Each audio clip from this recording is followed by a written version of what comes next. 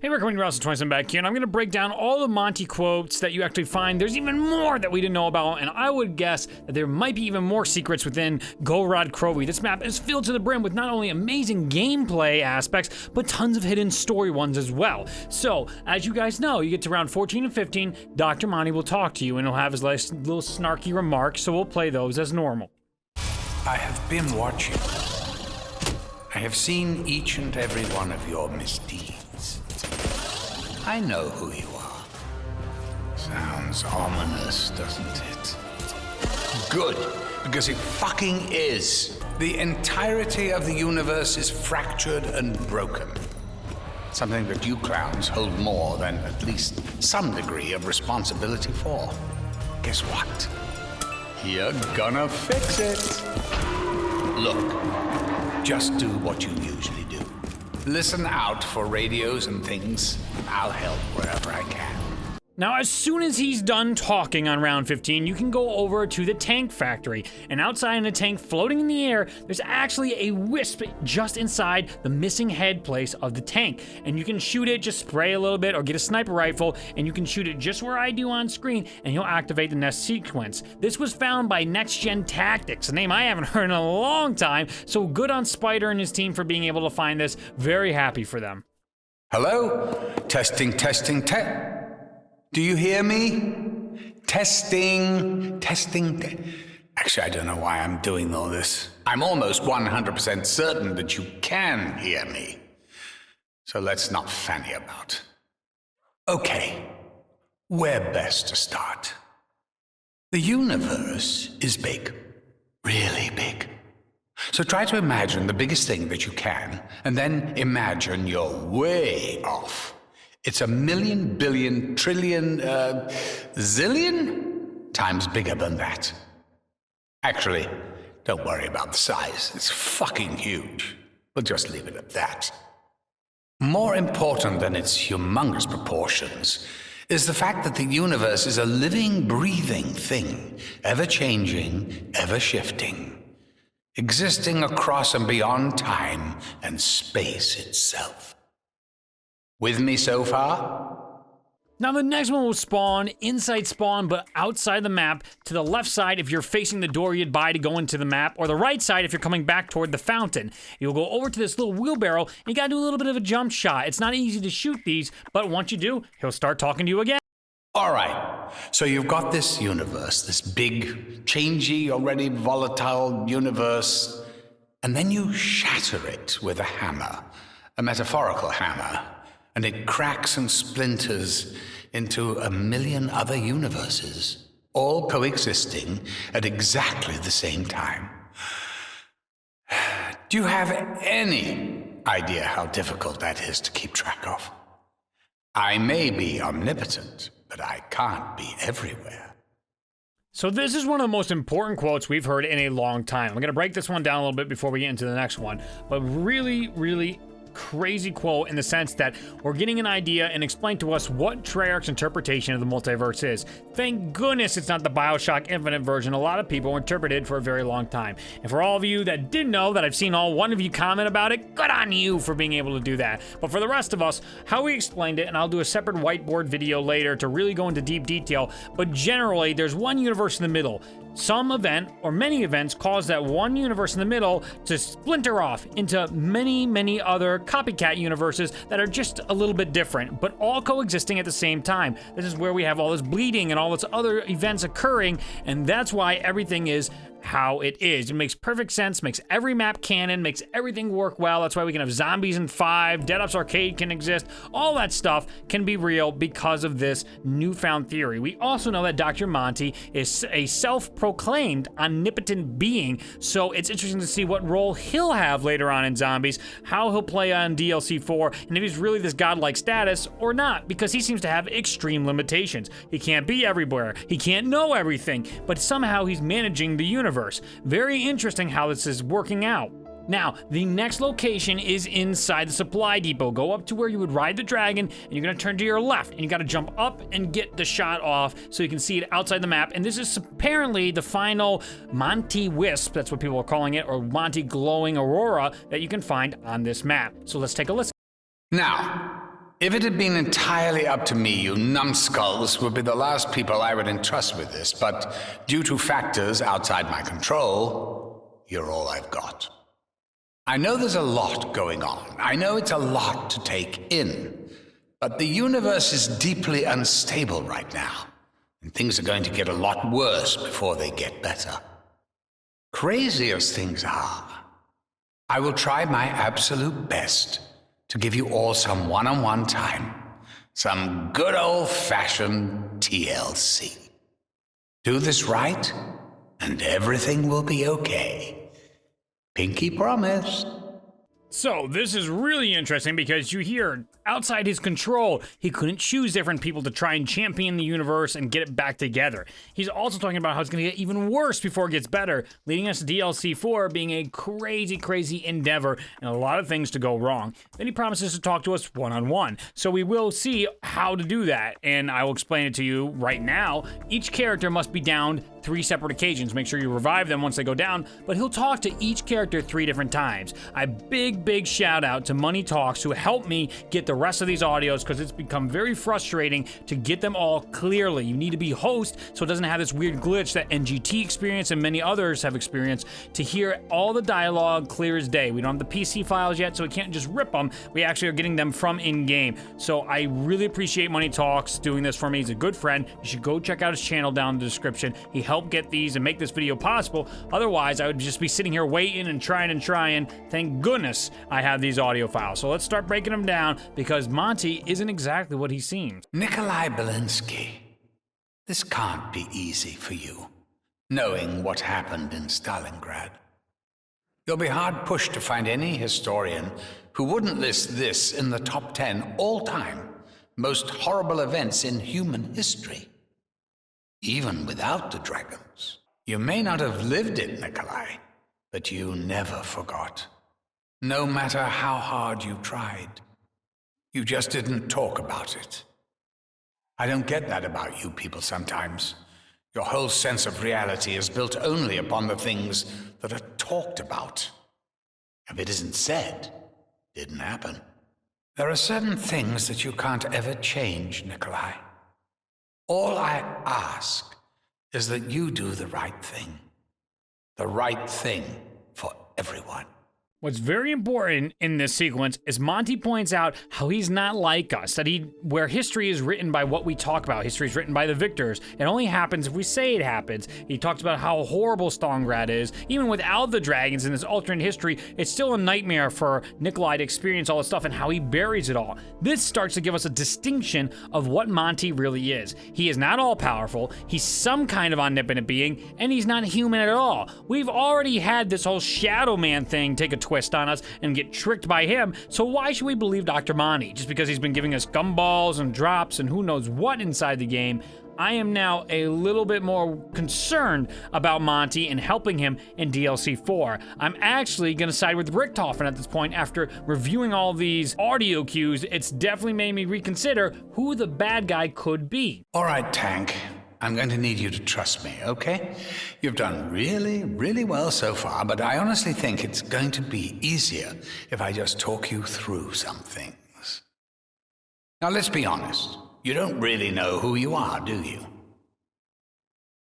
You've been bouncing around time and space for years, yelling all sorts of obscenities. And by the way, your language is fucking disgraceful sometimes. You should wash your mouth out with soap. Anyway, we'll talk again soon, and I'll explain everything. Just give a little time to double-check my flowcharts. Right, where were we, Tank? Actually, more to the point, where are you? Are you up to speed? Do you know exactly what you're doing? Or is the 115 delusion so bad you're still calling in field reports, even though no one is listening? Sorry. That's unfair. I was listening. I heard every word you said. You're a good soldier. You always were. So, Richtofen, I'm kind of surprised that you've gone along with him this far. Didn't you absolutely despise him at one point? Anyway, keep a close eye on him. I think he's up to something. Now, before I break down this next one, I do want to give a big shout out to the people over on the Reddit forum. I had a lot of friends link me because I was looking for some of these transcriptions, and I have to thank BreeZYJ97 and BeeBAt. I was directed toward them and their transcriptions of this audio, so a big, big thank you to those guys over on Reddit for being able to do this. And another shout out to Johnny J for helping me do it earlier, get some of the quotes. Just, it took a lot of collaboration to make these things possible. Now, what's interesting about this is he's planting the seeds of doubt inside all of our characters. What's going on here? First, he's talking to Nikolai. Nikolai's kind of like the most mellow. That's why I did him first. It's easy to see he's just talking to Nikolai, really. Then Dempsey, he's saying, you know, you never got along with Richtofen before. Why are you doing it now? I think he's up to something. You should keep your eye on him. And it's like, what's happening here? Wait a minute. Isn't he supposed to be helping us? Oh, just listen to these. Takeo Masaki. Wow. Those wounds are fresh, aren't they? The bitter sting of betrayal. The absolute collapse of the singular belief that has been the driving force in your life for as long as you can remember. What now, Takeo? What do you do when the metaphorical rug has been pulled out from under your feet? I'll tell you what you do, Takeo. You do what you've always done. You fight. Only difference is that you do it for yourself, not for some misplaced sense of duty or honor. So, besides the changes to your own outlook, have you noticed a change in Richtofen? Dempsey? Well, not trying to stir things up, but does it seem to you like the two of them may be scheming between themselves?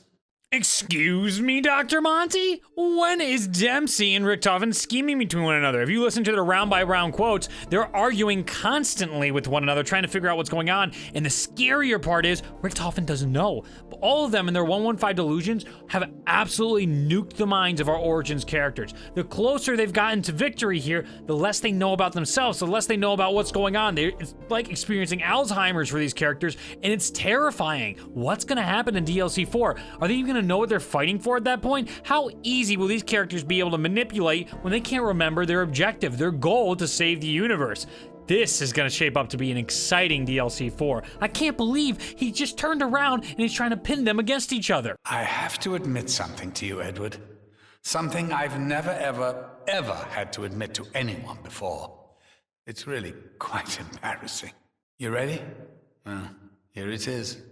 I don't understand you, matey. I don't understand a single thing about what makes you tick. You are the closest thing to an absolute distillation of obtuse obstructionism and unparalleled maniacal chaos in human form as it is possible to imagine. Look, I know you've had a lot to deal with. I know how hard you've been trying, but I really can't be sure exactly why you're doing it. I mean, it's not as if you owe Maxis anything. Is it? I don't know. Maybe some of the paranoia is starting to rub off on me. But let me tell you this, my little German friend. I've got my eye on you. Now this seems to be the magical card here. This is what I find so interesting. I'm almost certain by the end of this, Monty's gonna try and do one of his evil plot twist turns, but I think Richtofen is the key. He doesn't know what Richtofen's up to. We have the blood vials. Richtofen's constantly trying to do the right thing. I think this is going to be the instance. He doesn't like this Richtofen, even though he's trying to do good things. We see him pitting our characters against one another. Wait a minute here. It sounds like another buried scenario where he's going to turn around and be like, now I have full control. Is Dr. Monty an overlord? Is that what's actually happening here? Now, I think that's more likely all of a sudden. He might be trying to repair the universe, but which one? What universe is he trying to repair? The one where he's all powerful and omnipotent? He's not yet. He's told us he's not yet. So if he really wanted to fix everything and he was omnipotent, he could, but he can't yet, and he needs our help. Oh, this is shaping up really well. Now let's listen to the ending one more time.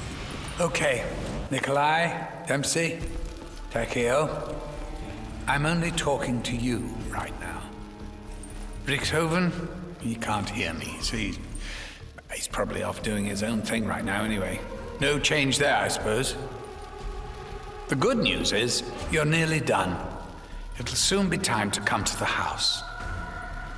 But this plan, this big plan, A lot of it's been riding on Richthofen.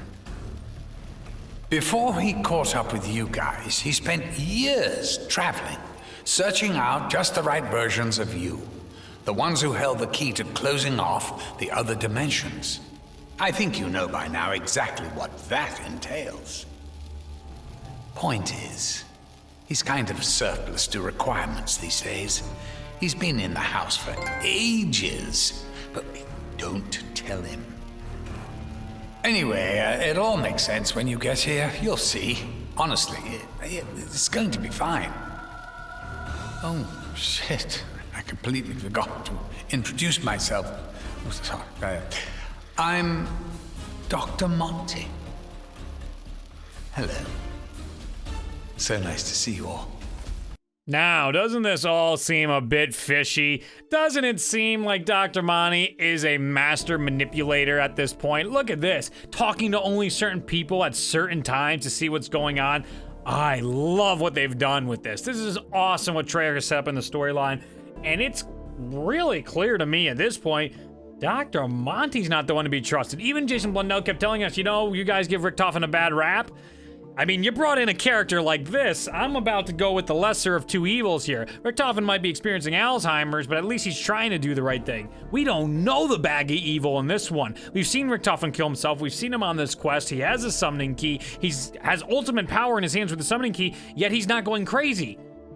Something here is fishy. I love it. I'd love to hear your thoughts in the comments down below about what's going on with Dr. Monty. Again, I appreciate all your patience with me getting this video out. I have a Gersh video coming out after this, and then I will work on my tutorial for you guys on the Easter egg. I wanted to get that short, to the point, and make it really, really well done. I'm still working on it since I completed the Easter egg like 2 days ago, and it's just been a real labor. So I'd rather get these videos out to you first. This is more interesting anyway. There's a lot of tutorials out there. I'll get you the best tutorial I can in just a few hours, probably about 12 to 24 hours from now, it'll be up. But right now, I want to get this juicy storyline information, these Monty quotes, and the Gersh quotes that I'm going to do next. Oh, this is so exciting.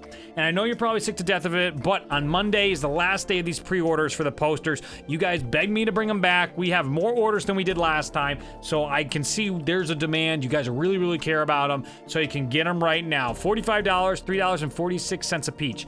13 separate posters, 12 by 17, hard stock, gloss. They're great. We don't fold them. We don't bend them. They are in excellent condition. We get constant compliments about how well these posters are, how good they look, and I hope you guys will go purchase them if you want. It helps support the channel in ways you can't imagine. We can invest all kinds of things in the equipment, and that's what allowed me to buy a second computer for all these events. That's why I could pump out so many videos to you guys. Over 20 videos for this DLC, plus all the stuff on Rad Plays. It's unbelievable what's been going on, and it's because you guys believe in me, and I can't thank you enough for that. That is an absolute gift, and I'm happy to entertain you, and I hope I can continue to entertain you guys.